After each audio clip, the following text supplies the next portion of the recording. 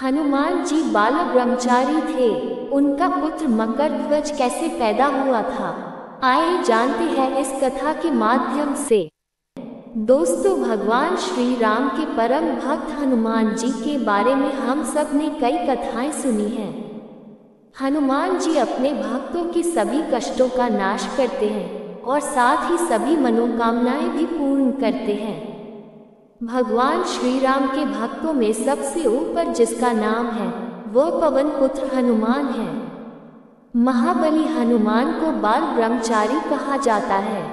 हालांकि पुराणों में उनके विवाह का वर्णन है, जहां उन्हें भगवान सूर्य नारायण की पुत्री सुवर्चला से विवाह करना पड़ा था, किंतु ये विवाह केवल उनकी शिक्षा पूर्ण करने के लिए था और इसके अतिरिक्त उन दोनों में कोई और संबंध नहीं रहा। इसके अतिरिक्त हनुमान के एक पुत्र मकरध्वज का भी वर्णन रामायण में मिलता है। अब सवाल यह उठता है कि बाल ब्रह्मचारी हनुमान पुत्र मकरध्वज का जन्म कैसे हुआ था। दोस्तों, रामायण में हनुमान जी के एक पुत्र मकरध्वज का वर्णन मिलता है। कथा इस प्रकार है कि रावण का भाई अहिरावण अपनी माया से श्री राम और लक्ष्मण का अपहरण कर लेता है। जब सबको पता चलता है कि श्री राम और लक्ष्मण शिविर में नहीं हैं, तो सभी चिंतित हो जाते हैं। विभीषण द्वारा ये पुष्टि करने पर कि दोनों भाइयों को अहिरावण ले गया है, हनुमान उन्हें मुक्त करवाने पाताल लोक पहुँचते हैं, तो उन्हें वहां एक वानर द्वार की रक्षा करते हुए दिखता है।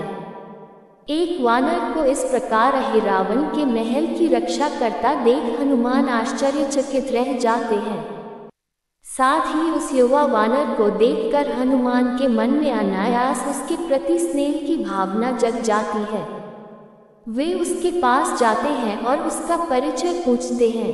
एक अन्य वानर को पाताल में अपने समक्ष देखकर वो युवा वानर भी आश्चर्य से भर जाता है, किंतु अतिथि समझकर वो हनुमान से कहता है, हे कपिश्रेष्ठ, मेरा नाम मकरध्वज है और मैं पवन पुत्र हनुमान का पुत्र हूँ।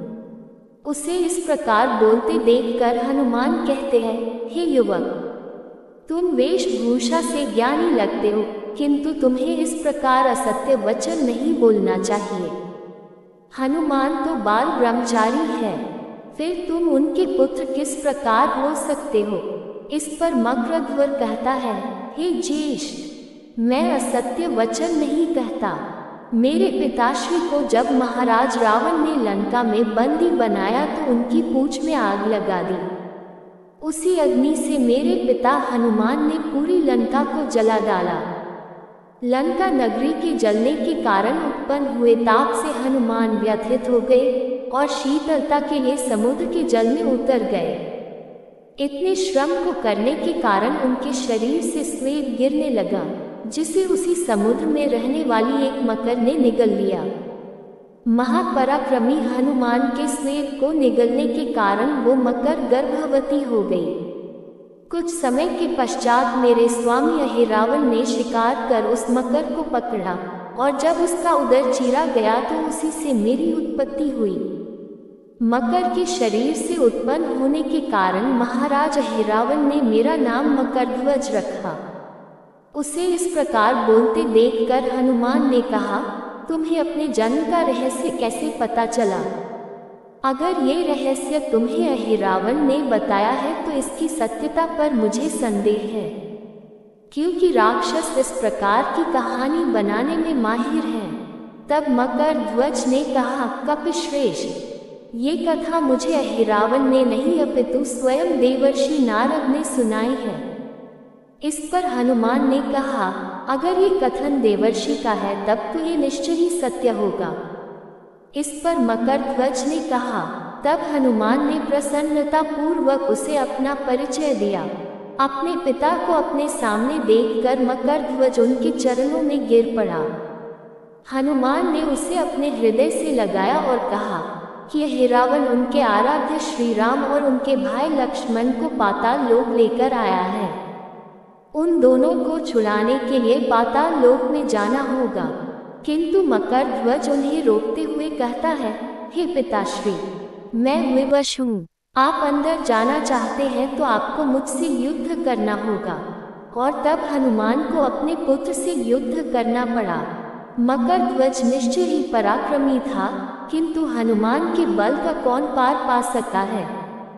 हनुमान उसे परास्त करके उसी की पूंछ से बांधकर वही द्वार पर छोड़ देते हैं। फिर अहिरावण की यज्ञशाला में जाकर हनुमान पंचमुखी रूप धारण करते हैं और अहिरावण का अंत कर देते हैं। और श्री राम और लक्ष्मण को अहिरावण की कैद से छुड़ाकर बाहर आते हैं। वहां द्वार पर एक वानर को उसी की पूंछ में जकड़ा देखकर श्री राम हनुमान से पूछते हैं कि ये कौन है। तब हनुमान उन्हें बताते हैं कि वो उनका पुत्र मकरध्वज है। ये जानने के बाद श्री राम उसे कैद से मुक्त करते हैं और वही उसका राज्याभिषेक कर मकरध्वज को पाताल लोक का राजा बना देते हैं। देश में मकरध्वज के कई मंदिर हैं, जिसमें से प्रमुख मंदिरों में पहला गुजरात के पोरबंदर के ओढ़ादार गांव में है। मकरध्वज का एक मंदिर गुजरात के ही कच्छ जिले के शंकोधर में स्थिर है, जहां हनुमान और मकरध्वज की साथ में पूजा की जाती है। इसके अतिरिक्त महाराष्ट्र के बीड जिले के वाधवानी नामक स्थान पर, ग्वालियर मध्य प्रदेश और राजस्थान के बीव में स्थित मकरध्वज बालाजी मंदिर प्रमुख हैं। दोस्तों, कथा कैसी लगी कृपया कमेंट करके अवश्य बताएं। नई कथाओं के लिए चैनल को सब्सक्राइब जरूर करें। धन्यवाद। राधे राधे।